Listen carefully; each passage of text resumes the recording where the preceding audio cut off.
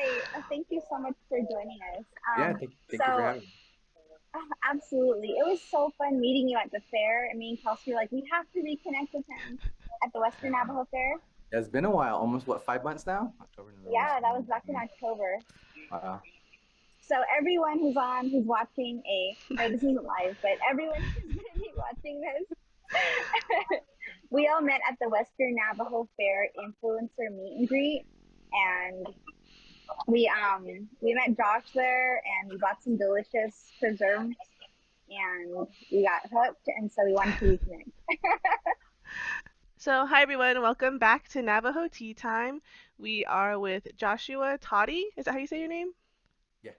He is it called a TikToker or you do TikTok? Yeah. I prefer that when I hear influencer, I'm like, no, I'm It's just the a same with TikToker. us. We're like influencer. It's I I feel like that has kind of like a not almost like a negative connotation. So, but I guess technically, yes, we are, but I don't consider myself one. But yeah.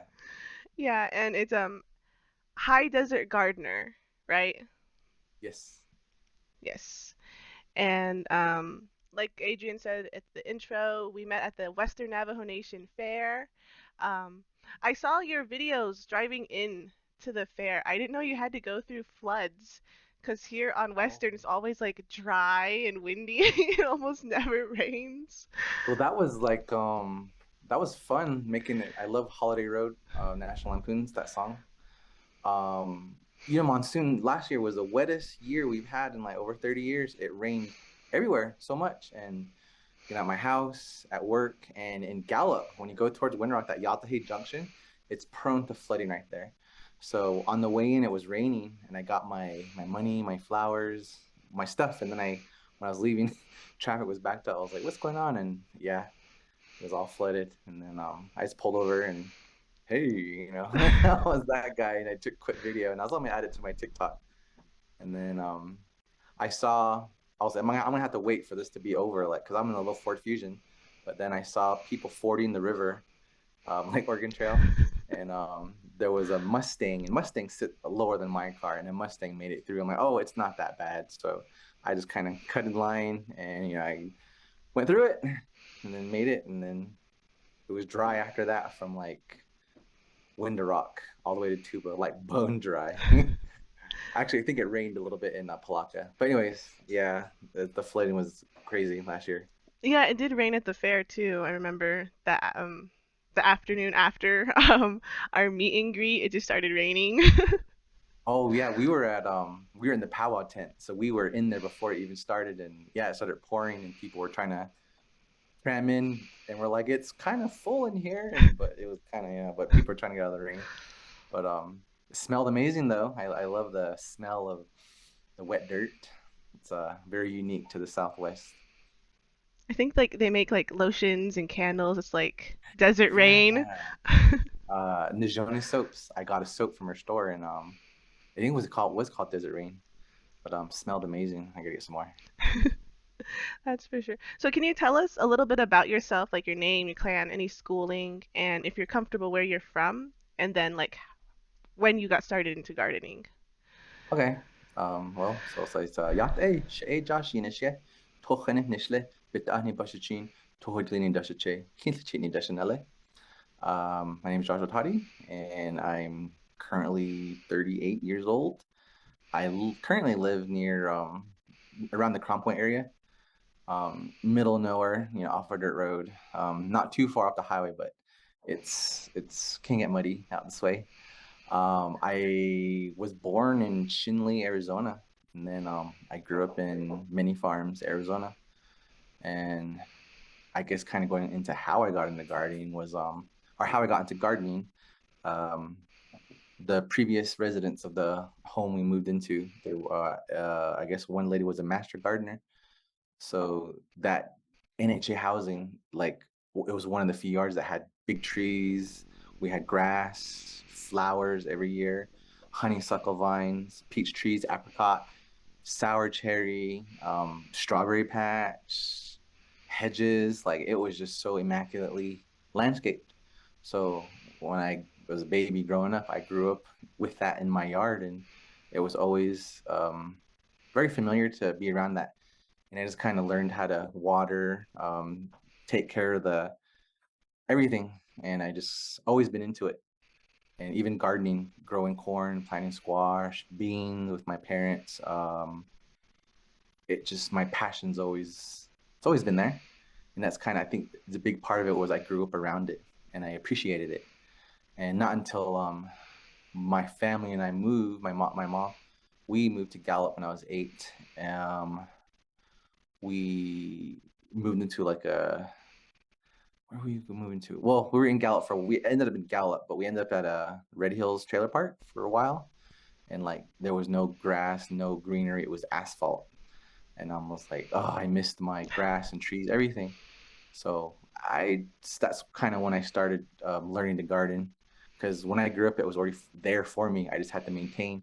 But when I went to Gallup and had the awful lot, slowly but surely, I started learning that it's not as easy as it looks. And as the years progressed, I kind of, where did I fail on this year? What was different than last year? What did well? What didn't do well? And the next year, I could tweak it every year. So I've been doing that for like 30 years now, wherever I've lived. And then I ended up going to Stagecoach Elementary, and then Jefferson Elementary, and then Gallup Junior High, Gallup no JFK, and then Gallup Junior High, and then finally the Gallup High on the other side of town towards Mentmore. And gosh, graduated in 2003.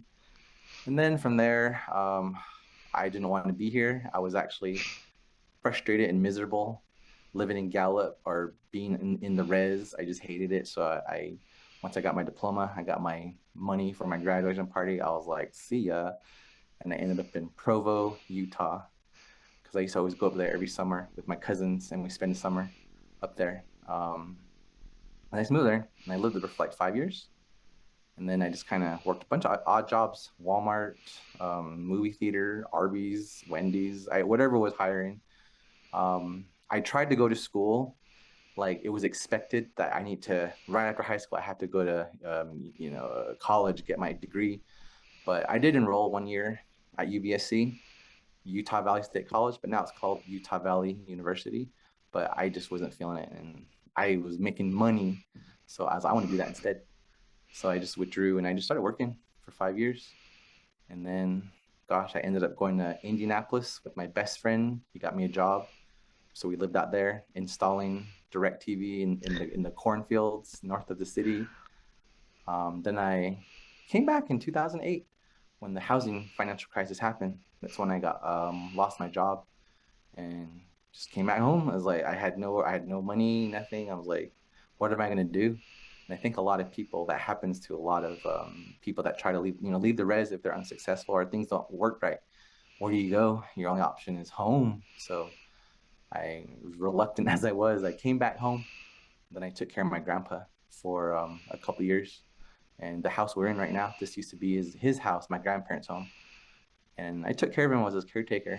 And then my parents retired not soon after, and that's when I finally went to Navajo Tech when it was still NTC.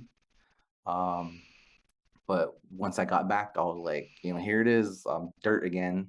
So even worse than Red Hills, because near toward Crown Point, if you ever been out this way, it's very dry and there's virtually no trees. We're on the drier side of the mountain. Like if you go to the south side, gallop through, it's greener, but on this side, it's desert because it's a hydrology thing with the weather. I don't want to go too much on that, It's the same with but Cameron. We say like we live in like a weather bubble because like the barometric pressure drops to where like the yeah, clouds go around us, or like I say we live on the wrong side of both mountains. yeah, exactly. Flagstaff's the gorgeous side, but when you go be like Tuba, it's just really desert. But it's different, but it's a lot of places on the res are like that. Like I wish I was from like wheat fields or Saline where it's just beautiful and lakes and streams, but no, I live out here towards Nahodishkish area is what it's called. And I'm like, well, if I'm here, living here, I'm like, I'm gonna make the best I can of it and try to carve out my little garden. So it's kind of where it started. But I think I've been here home now since 2008. So it's now 2023, so 15 years. But in between then, I did a stint in Milwaukee for a little bit. Went out there. It's way too cold. It's terrible. And then I moved to Lincoln, Nebraska for 6 months for training. So when I went to NTC, I was just there to be there, making friends, having fun. Um, I was a mathematics major, and then I transferred to hydrology because I went to U of A for 1 year, but didn't work out. It wasn't my first choice. I actually went out there for a boyfriend, but we ended up breaking up before I we even went to Tucson. And by then it was already solidified. I got my apartment, my lease, and I was like, F, So I had to go out there and make the best of it. But I ended up coming back. And then I went to an industrial engineer major at Navajo Tech. And that's when I started getting into a field called additive manufacturing, which is 3D printing, more commonly referred to. And I did internships here and there. I eventually specialized in metal 3D printing. So I did that for the past 3 years. I was lab manager for the metal 3D printing lab at the fabrication building at Navajo Tech. But great field, met a lot of brilliant PhDs. Like everyone has PhDs, and it's a a niche specific field where not many people know how to do what I did. Um, we printed, we 3D printed parts in metal powder with a laser, and we got to do all these cutting edge technology stuff with big companies and other national labs. And it was great on my resume, but I was like, is this really what I want to do from Mhm. with my life? I and when the pandemic happened, that kind of changed everything, changed my way of thinking, being stuck at home for quarantine, and like trying to work remotely. When you're 3D printing, it's possible to do it remotely. You have to be there, but that's when I kind of more got into gardening. And when you're stuck at home with your family for what 6 months, we did a lot of home improvements, and I got into house plants. I had two house plants before the pandemic. Now I have a little green wall behind me. And then our garden was always small, but after that first year when the like at Bashes in Crown Point, and Windrock, it was crazy how shells were empty around the country, but it was insane on the reservation. I've never seen anything like it. And fortunately for my family and I, we practiced food storage.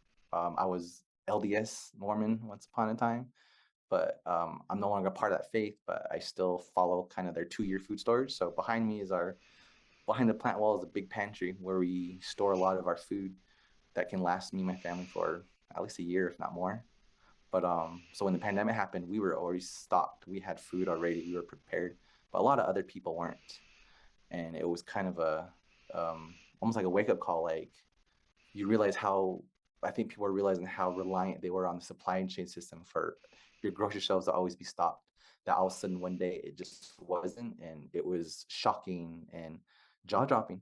So that's when a lot of people started to garden. I've noticed, and then the next year, 2021, is when my family and I decided it's like we're gonna go big for our garden. And I remember I created a TikTok Christmas Eve on 2021. And then that 2022, was it 22? No, 2020. And then 2021, like that was the big garden. And y'all got to, my followers that have been with me forever, they got to see that firsthand. That was my first hand seeing it. Raised beds, getting that big, and the chickens. And it just all happened so fast. And then like the house plants behind me, I love plants. I love animals. I love the farming homesteading life. Um, that's kind of how I got from point A to point B. I'll leave I don't. I can keep going and go off the center, but I'll let you guys get a word in. I'm sorry. No, it's good to hear people. I like. I have another YouTube channel with my business where like we talk to artisans, and I just love hearing people talk about their passions and the things they like really love to do, and they do it for their job because it's like it's just part of their soul and it makes them happy to do it. So I just love watching people talk about the things that they're interested in. I'm surprised at how many parallels there are between you and I, Josh. So I went to Stagecoach Elementary School too in fifth grade. My teacher was Miss Schaefer. Oh, And yeah, and then I don't I remember that also, one. this was a long time ago. I don't know how old you are, but I bet I'm older than you. I'm 38. Yeah, well, I'm 39, so I think I I'm only went older. Just there. kidding. I think I only went there for third grade. Oh, yeah. Miss Montgomery was my math teacher. Really? Oh my Yeah, goodness, we could have been there at the same time. I remember. There was only one person I remember. Her name was Chelsea, and Really? that was the only name I remember. And then a Candace. I Hmm. don't know. I used to get picked on by all the girls. Um, I think it I was a had a crush, but they didn't. Sorry, go ahead. no, no, go ahead. What were you saying? I think it was like a crush, but they didn't know how to express that, so I was picked on Yeah, at recess. that's how it is when we're young, right? Yeah, I didn't Yeah, understand. I had a best friend. Her name was Savannah. I want to say Larrabee? her last name. I don't remember what her name was. I think it was Yazi, but I know her name was Oh, Savannah, and she lived at Western Skies. And I've been looking for her for years. She was so cool. She used to have this lowrider bike, and I would ride on her pegs, and we would like go through the park and play poker and make money from like the other kids in the trailer court. And Misty yeah. White, she was my best friend. And there was a boy. His name was Ellison. I think it was Ellison the Gay. He used to always come to school with a cowboy hat and like Levi's or like jeans. And he was the nicest boy I ever met. I never met a Navajo boy that was nice like that. He was so kind. But yeah, I had a good time there in Gallup. There were cool people, cool Navajos there that I made friends with. It's Gallup is something else, and I don't remember. I just remember the girls that picked on me, but Y'all traumatized. yeah. And then I went to Jefferson though, like from fourth and fifth, so I Uh-huh. remember more people from there. But yeah, Oh, yeah. hey, I was small only there world. for a year. Yeah, I was only there for a year. I was in the basketball team, and I was also in choir and drama, I think. So we did like musicals and stuff, and I got really into like theater because of that experience. I also did a year at UA. So yeah, I was there between 2004, 2005. Oh, okay. Right after Yeah. high school, then, huh? No, it was a few years after. Yeah, I took a break. I went to Gwinnett College though, because it was where I lived in Cuba, and so I know what you mean about that dry desert climate. And yeah, I grew up there, so Yeah, my one of my best friends, Jay Hosty, we became TikTok bros, so we're besties nice. now, and he lives in Tuba. So he came over here. I went there for the fair, so he'll come this way sometime soon. But Cool. I like Tuba. It's more things to do and more developed. Crown Point is like I know. crashes, it's but I'm here. I'm hopefully I can help change that and improve it for the community. That's the goal. Well, I love your setup. It's beautiful. That plant wall is gorgeous. Okay, Um, I'm gonna hand it back off to Kelsey. okay, okay. I'm literally, except I'm at Rainforest Cafe, and there's like elephants and jaguars growling, and it's like raining in here right now. It's crazy. Yeah, I okay, yeah. That's what some people say, Rainforest Cafe. I like it. It's grounding. I just to be Yeah. surrounded by plants. Hmm. I've always wanted something like this. I used to go to like restaurants in Albuquerque, El Pinto, Uh huh. or Yeah. Stadies where they have the plants in the skylight. That was always a Yeah. goal. Someday, and I finally have my little oasis in the center of my house, and I love it. My visitors love it, family, and I love Hmm. sitting here in the morning having coffee, especially in the summer. It's just green, and it's Yeah. something that I think we don't get to see out here, especially on the reservation. Hmm. Greenery is very foreign to us. There's no lush much of anything, so Hmm. that's why it's my passion. My jungle behind me. In the morning after work. it's grounding, especially now in winter when it was like -5 2 days ago. Oh my gosh, You came yeah. here, it's humid and warm. So thank That's you. awesome. Yeah, I'm gonna say that this was all intentional. It goes it goes with the theme of meeting with you today. Okay, I'm gonna go on mute because it might be really loud. So, all right, go Okay. ahead, Kelsey. All right. Well, I was just gonna say like we can go into like gardening experiences, but you kind of already had that or said some things about that. Or like what were your goals for like growing your garden like I guess this year? For me gardening, it's like a very like spring, summer, and then harvest in the fall type of gardening. 'Cause that's just what I grew up with my mom when we were doing gardening. And so I don't know if I have much plans for my gardening goals this year. I have I always want to do like a tea garden, you know, like where you have the herbs where you Ooh, pluck them and then dry them yeah. out and you can make your own tea.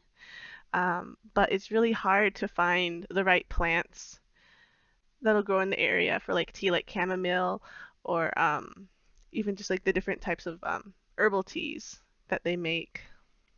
But I've got a mint plant growing really well. What Mint, about you? mint Like, is, oh, go ahead. I was gonna ask just like, you know, what's your gardening goals for this Um, next year? okay. Well, mint grows very well. It's actually invasive in like other areas of the country. People hate it, but whatever grows for us out here, I'll take it. And mint seems to be very resilient to where we live. As far as what I'm going to plan to grow this year I'm gonna for my home garden, I'm gonna focus more on maybe only 20 types of plants, 15, maybe 15, but grow more of the same plant. Last year, I went crazy over winter buying so many seeds off Etsy, and I bought like over 120 different types of plants, you name it. When you have that gardening itch in the winter, that's what I was doing. And then I planted and grew stuff, but it was so much work trying to baby like one row of like purple broccoli while while my golden beets are being ravaged by aphids. It's like there was trying to grow all those different types of plants here in my garden. It was a lot of work, too much work. And I didn't know that I would have a career change. So I guess it's almost like a segue into the Hajjal Center. Like my gardens were started, but then I left my job at the university at the end of May, and I started at the center. I think like May 25th. But my garden last year was kind of not as good as I wanted it to be, because when I got my new job, all my time and attention went to focus on getting that up and running, starting that garden, getting gardening workshops. So I was pulled that way. So I kind of let my home garden last year kind of languish and suffer.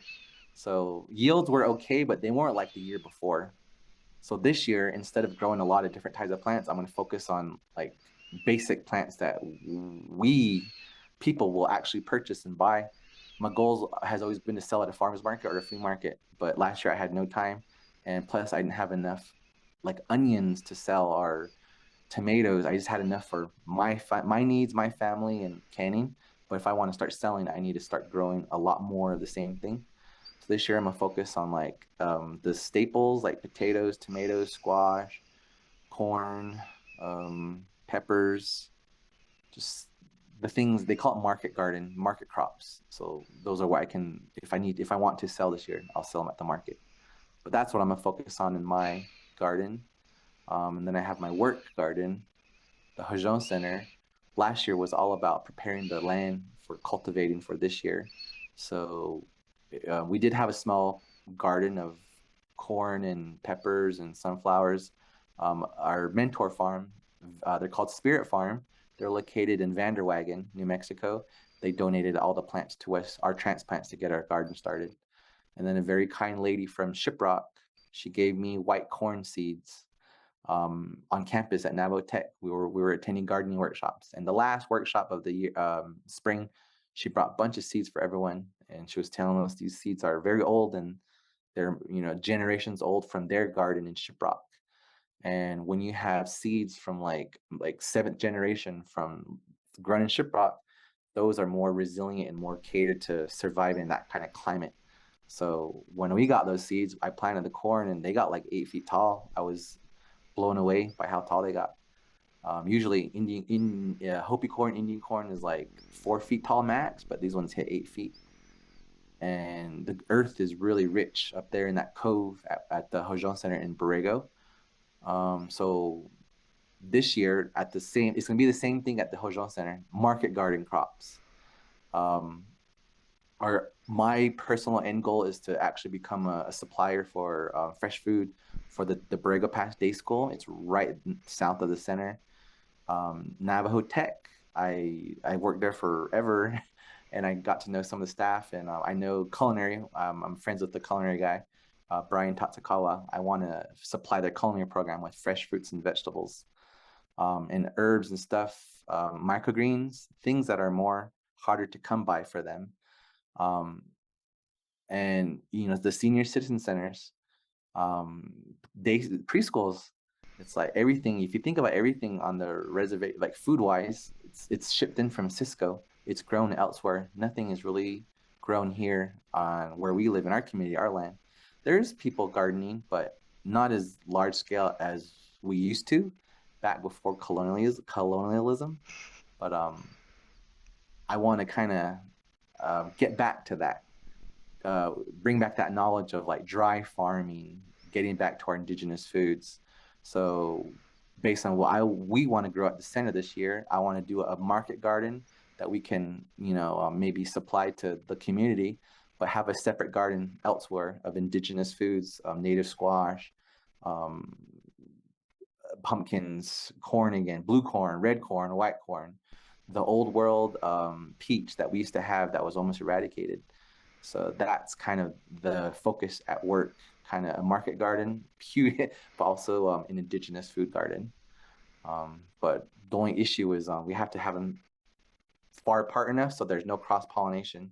You want to Mm. keep those, indigenous seeds pure, genetically pure. You don't want to mix with GMOs. So I kind of scout on the site below the Brega Pass Day School for a big dry farming area with all the indigenous foods, utilizing just rainwater dry farming techniques. So that's a big project that we're going to be working on. And all these plans are in our head. We're just waiting until the ground thaws and we can start working the land and getting things ready. Is that like the hardest part for you, just like waiting for it to be time to plant again? Because I felt like last year that's how I was, and I started my seedlings too early, and they were like really big crops. I'm like, it's too cold to put you out in the soil yet. Yes, any gardener knows you're once the days start getting warmer, like now it's like 50 degrees. It was 20 degrees 2 days ago. I was outside in shorts. I'm like, spring's coming. And then that's how they get you. They want people to start planting their seeds. I've started my seeds too early. We're gonna have a seed starting workshop probably April 1st. I gotta do advertising for that. Um, but it's just knowing, like, all not all seeds germinate at the same time. Hmm. Like tomatoes, you want to start those like 6 weeks before you plant them outside. So I plant in June, so I want to start my tomatoes early April. Peppers take 8 weeks, sometimes 12 weeks. So you want to plant those in March. But a lot of people seem to plant their peppers, their squash, their tomatoes at the same time. And then, the squash are by 2 weeks, they're swallowing everything else. So it's just little things like that I know a lot of people don't know. And, they learn. Yeah, I learned. But with my TikTok with at the Hajon Center, I want to help share that knowledge and educate people. When to start seeds, how to start seeds, how to compost, anything related to gardening. That's kind of the big focus this year. In addition to planting all of the gardens, um, and in addition to food gardens, we're doing a botanical garden. I planted a bunch of tulips, daffodils.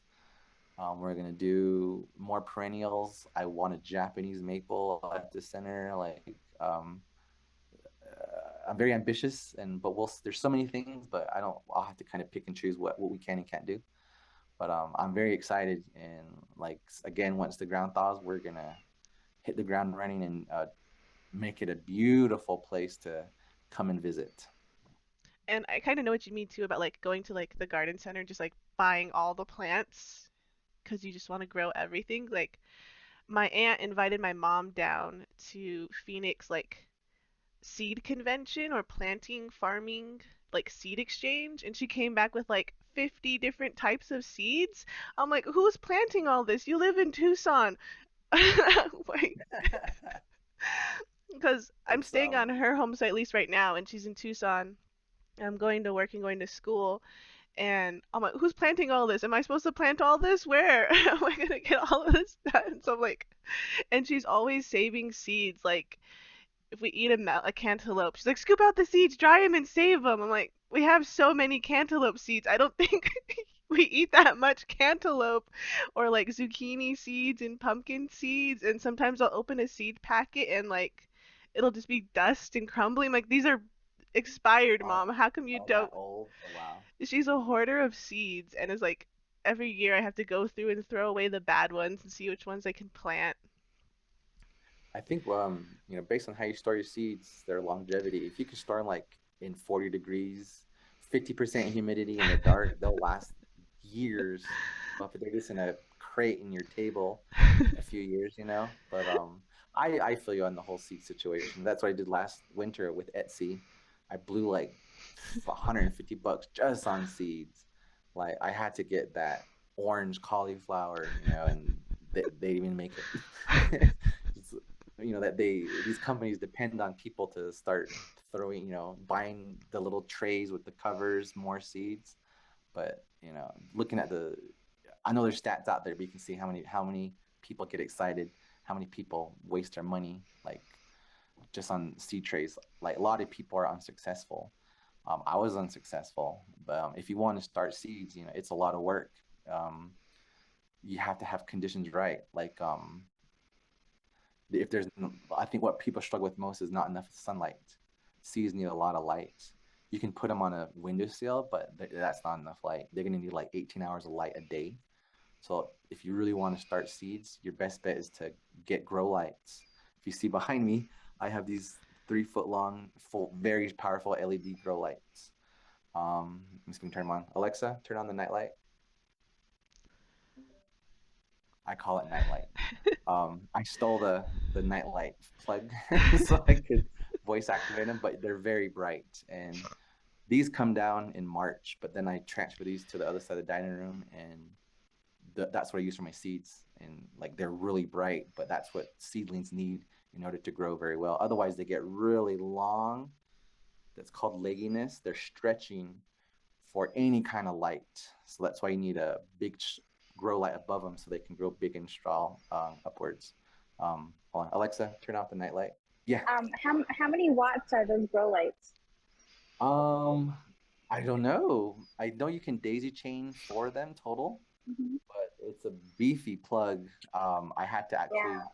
like strip the wiring and built it. Basically, it's not pre. It's. I had to do that. So I think the utility bill per month went up by like $20 to run these bad boys. But Yeah. that's why the wall looks so good, is because I have to supplement the light. If Hmm. because plants need light to survive, Yeah. and winter days are shorter. So if your plants aren't getting enough sunlight, they start going dormant. They start losing their leaves, and they just start looking really bad. Hmm. So if you want to keep your plants always looking their best, supplemental lighting is very critical. I see. I didn't even think about that, but I mean, that's a really great way to get those going indoors so they can kind of like control the climate and protect them. And I was wondering because Kelsey knows this. I operate in like small scale solar, so I have these like solar power kits that I make available to people who need them. My husband and I were official Goldsboro vendors, so Hmm. I was wondering which kit might be able to power those because I know Kelsey, she had these crazy lights that are super powerful, and she was like, "Hey, I think what were those lights? They're like They were they heating lights for when we had heat, lambs, yeah, and we didn't want the yeah." lambs to freeze in like February and March, and we're like, how? But we had them a little ways from the house, away from all the electricity, in a little corral pen. And I'm like, how do we keep these little lambs warm? So we bought the lights, and we're like, I wonder if her solar kit battery would be able to power the heating lights. like kind of like for like chickens or Hmm. lambs. Those were the kind of lights we had, and that thing just like sucked up the battery like through a straw. Yeah, It like just there was immediate. no more energy in that battery. And I was You would like, need oh my god. sounds like you would need multiple batteries. Yeah, running It's like grow you should just lights, use the sun. heat treating is very Uh-huh. it's expensive. But then there's Mm. alternative ways. Like I'm thinking I would have a pen maybe 4 feet below ground. That way, geothermal can help out and then cover it. And that's called a wall of peony. There's always something that when you think back to before technology, years, hundreds, centuries ago, we always had ways to do things, how to engineer things. But nowadays, I think with technology, we got really lazy, every society, and we're um, we're kind of harkening back to the old ways, the technology ways. Grow lights are awesome, but or trying to do solar for heating. Well, back then, we didn't have solar, we didn't have batteries. What do we have? We just had sunlight. So you got to think like engineering wise, like how can I harness sunlight heat during the day and radiate it back at night. One thing I heard of is geothermal, where they run drainage piping 8 feet underground. They snake it, and all the heat can come in, and you store it. It's an earth battery. You store it underground, and then at night fans can radiate that warmth back into your pen, or for the goats, the little lambs, um, little things like that. That's very fascinating, and like the way I grew up gardening and tanning stuff, it's very modernized, but I want to start finding these old ways and starting to redo them, but also tweak it and improve it just a little. All right, so we're gonna kind of get into like the different questions now. So like as a gardener, do you have like plants for each season, like spring, summer, fall, and winter plants? Yes. Um, so there's cool season crops and there's warm season crops. So your cool season they're called like brassicas, basically your leafy green, spinach, kale, cauliflower, broccoli, Brussels sprouts. These plants are more they like cooler temperatures, not like freezing, but maybe 75 degrees max. So that's kind of our spring. Those they grow best in the winter. I mean, in the spring. You can also plant them again in the fall, so you can actually have two your cool season, spring and fall. But then in the middle, which a lot of people are more familiar with, is like our summer crops: tomatoes, squash, corn. And when you're talking about the growing season earlier, yeah, that's how I was taught too. You plant in June and you harvest in from August all the way through October.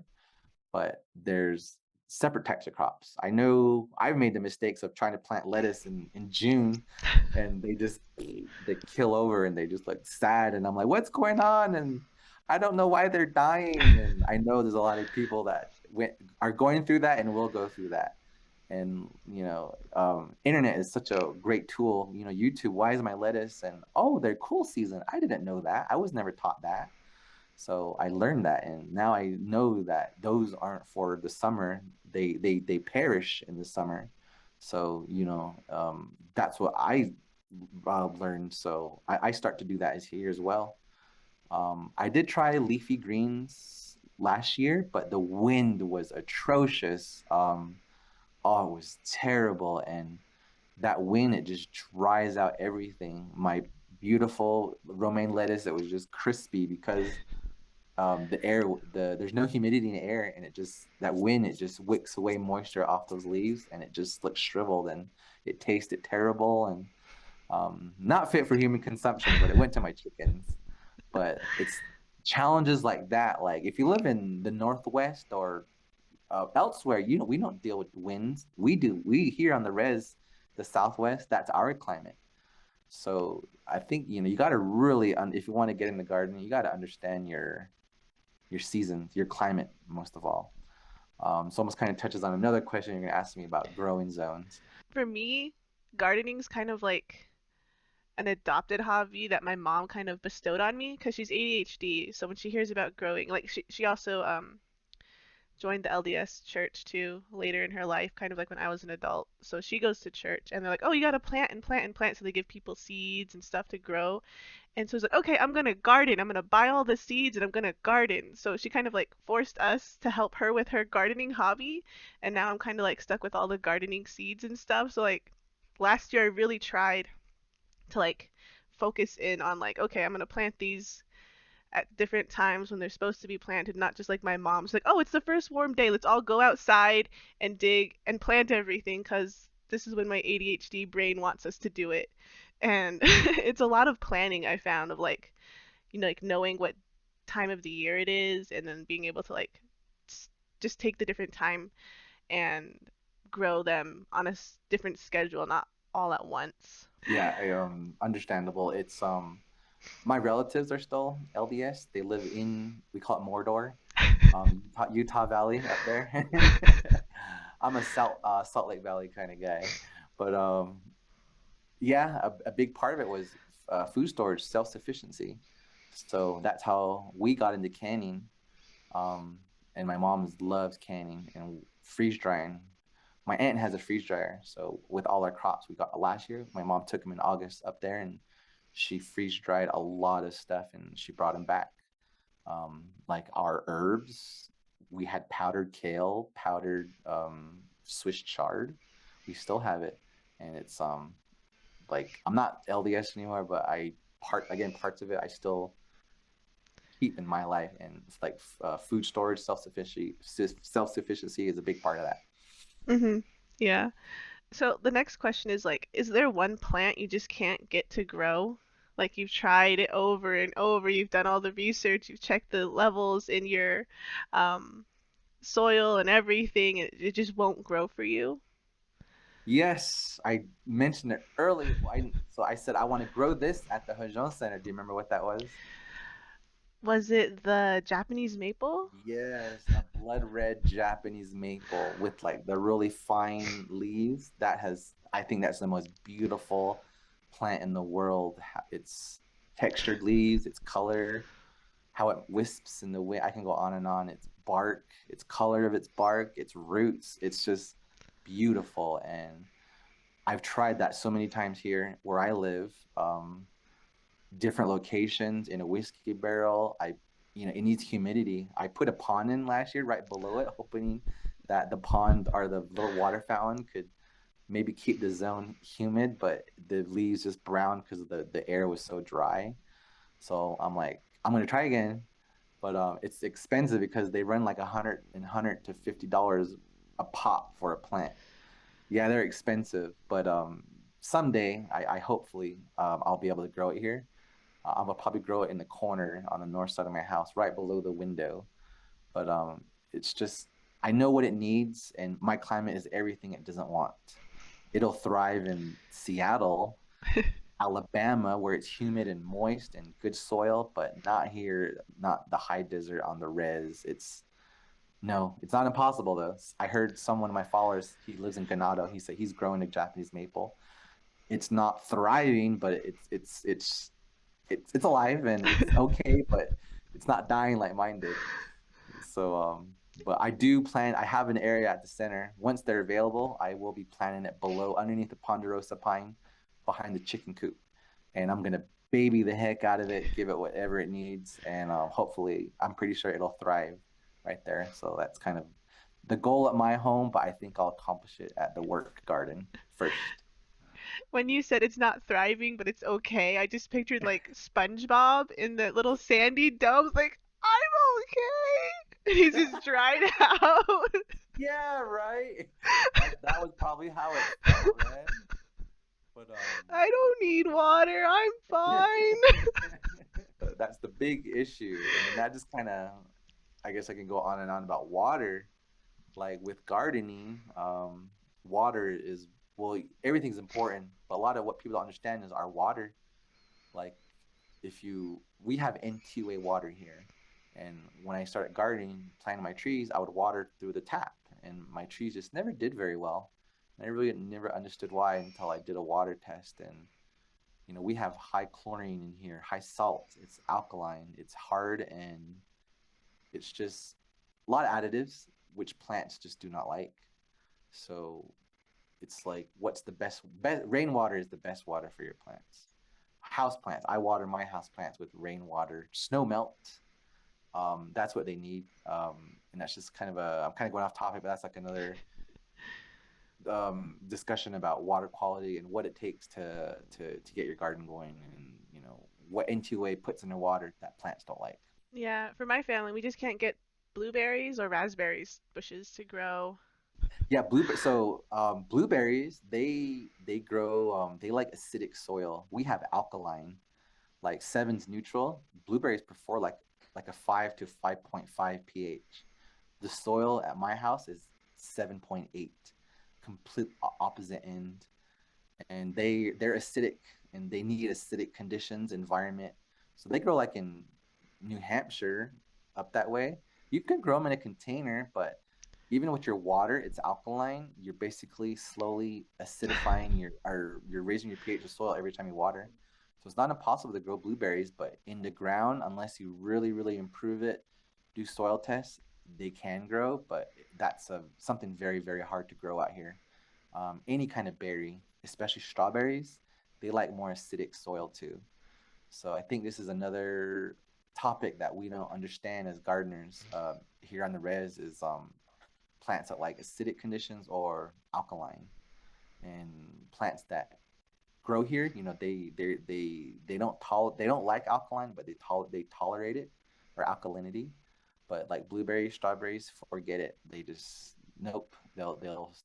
It's a slow death, because when your pH is too high, it locks away certain nutrients and macronutrients and micronutrients from your plant, especially iron. If the pH is too high, your plant's roots are unable to absorb iron. So that's when you have yellowing in your leaves, and it's a big issue. It's called iron chlorosis, and I see a lot of that in people's yards that they deal with. So like I follow this other YouTuber on gardening. His name like the Epic Gardener, and he's located I out love in him. Yeah. California. So did you see his videos on like his like month 30-day challenge to just like live off of the stuff he grows, harvests, or forage, hunt, barter for 30 days? Like he couldn't eat anything that wasn't grown, foraged, hunted, or bartered with. I did not see that one. I didn't know he did that one. I know who he is. I watched some of his stuff, but no, I didn't see that one. There's a lot of gardeners on YouTube. I follow a guy named is it James Naglioni from New Jersey. He's like, "What's up, everyone? James here," and that's his spiel. But I think he did something similar. He has a food forest, and I see these challenges all the time, and I'm I know he could do it. He has wonderful Southern California climate. I think San Diego is where he lives. Mm-hmm. Yeah, Okay. it's manageable. So the question's to you. Do you think you would be able to survive like that? Like 30 days not going to the supermarket at all on the stuff you can buy or barter or hunt or Just forage? I guess it would depend. Like if you say in August, oh yeah, because everything's in season and harvest is starting. If it's like in now, be a little harder.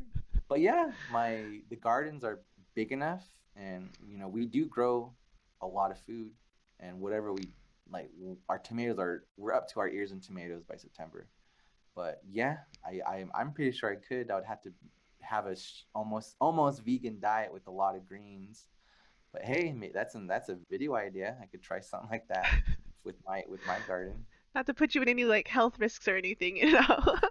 No, I was vegan once upon a time for like 6 months, and I was the best skin, best feeling, most clear mind, having almost like an all grains and greens diet. So, but yeah, I'm yes. The answer is yes. I think I could.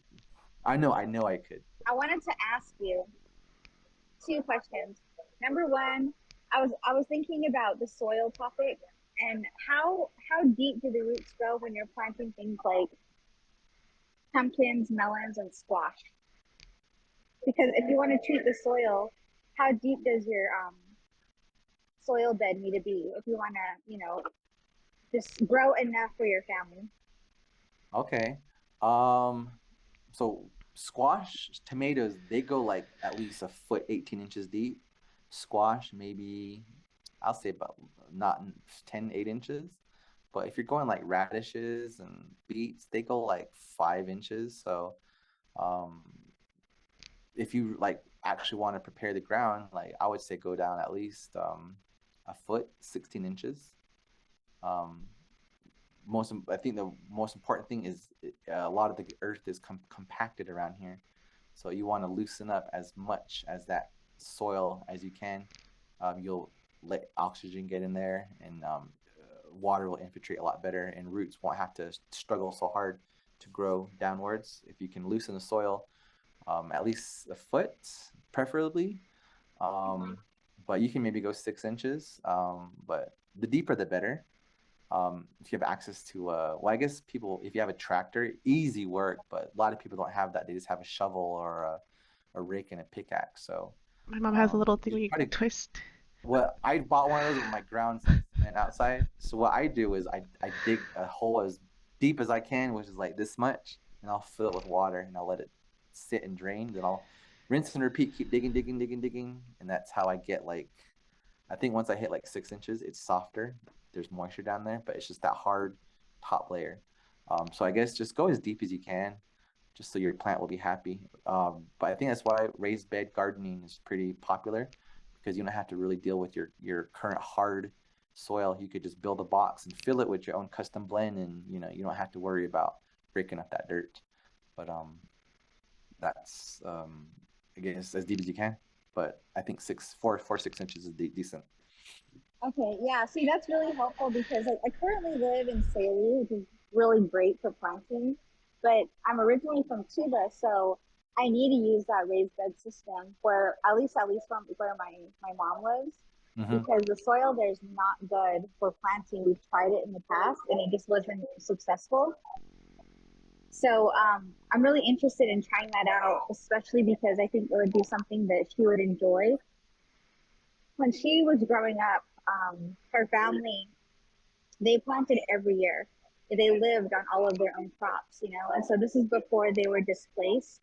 They lived in the area between like where the Navajo Hopi land dispute was, and Oh, so they were the one of land the freeze thing. families.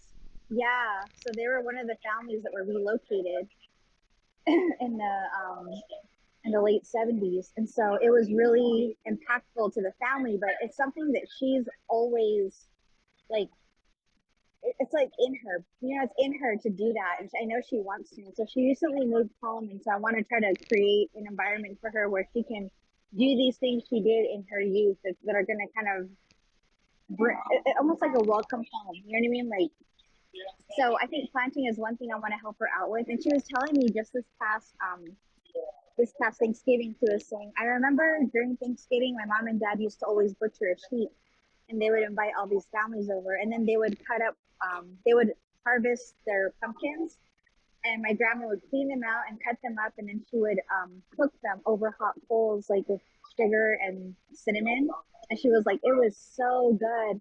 They would bake them too and it was just like she was saying I miss that, like mutton and fresh pumpkins and just like fresh vegetables that came from the earth. She was telling me, she was like, man, I miss that. I haven't had a meal like that since my parents passed away. So I was just thinking, like, I'm really curious about learning more. I'm glad we're having this conversation now. And I'm sure there's people too who are going to watch this video who want to know more too and probably share some of this thing or have some of the same questions. Okay. Yeah, absolutely. Absolutely. I grew up like that too. We used to eat watermelons and spit out the seeds, and like we had melons next year. Um, that sounds really good. The pumpkin, I could just taste and smell the pumpkins on the coals with sugar and cinnamon. Oh, I'm just drooling at it, just thinking about it. But yeah, that kind of comfort food, that's not widely, that was everyone's diet back then, but nowadays I think we're really just displaced from our diet that we used to live on for decades, centuries. Um, and when you talk about being displaced, that's kind of a reminds like generational trauma and um, things that were, I think, through gardening, raising animals, just we call it agro pastoralism.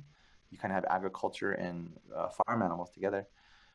In my experience, I think just working your hands in the earth, just I love just grabbing earth and just smelling it. Just kind of that smell is just almost like medicine for me, and it just gets it kind of puts me at ease, my mind, and I just put in a hard day's work. And there's just something about pumpkins, anything you did yourself, you grew, you are a little sheep you raised and you butchered yourself, that kind of food, that's what I want to really bring back. It's not as available as it used to be. Everything shipped in. We don't we're so disconnected from what we eat that a lot of people like, where's your apple from? Where's your pumpkin from? We can grow those here, but there's just no one knows. And when you're talking about it, there's people with some people don't even have those types of memories. All they know is like commodity food or just whatever's at the Bash's supermarket. That kind of thinking, that memory you're talking about, like that is very, in my, just really powerful. And food's healing. Food is medicine. It's healing. So if you can do something like that with the community and share food that you kind of grew together, it's more nutritionally dense.